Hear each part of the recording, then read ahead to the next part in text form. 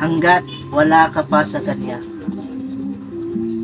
Malabo rin talaga minsan ang tadhana, sapagkat ang bagay na magkaparehas ay hindi niya mapagtugma. Hinahabol mo siya habang hinahabol rin kita. Pero bakit hindi na tayo mapagtagpo sa gitna? Parehas naman tayong nanlimos ng pag-ibig, di ba? Nakakapagtaka. Ang gusto mo lang naman ay ang mahalin ka, pero bakit hindi na lang yung pagmamahal ko ang piliin mong makita?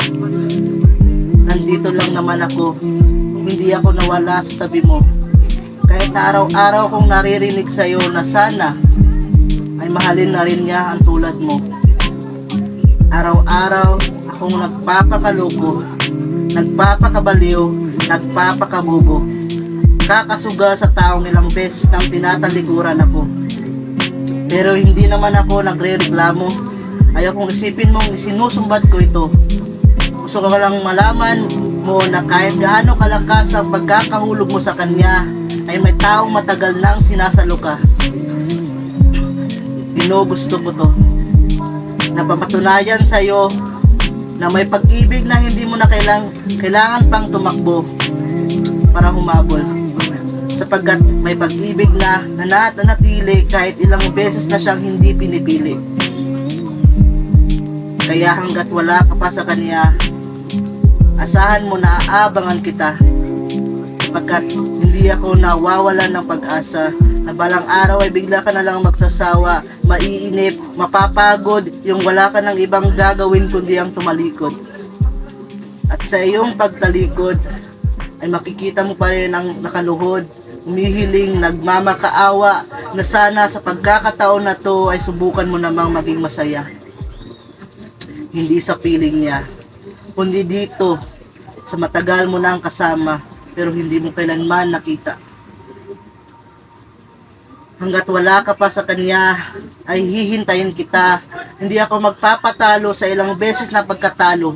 Magpapatuloy ako tulad ng iyong paghabol sa taong paulit-ulit ng lumayo. Hanggat wala ka pa sa kanya ay paglalaban kita. Hindi nalintana ang pagiging mukhang tanga, sapagkat ang higit na mahalaga ay yung malaman mo kung gaano ka sa akin kahalaga. Kaya hanggat wala ka pa sa kanya, ay hayaan mo kong alagaan ka.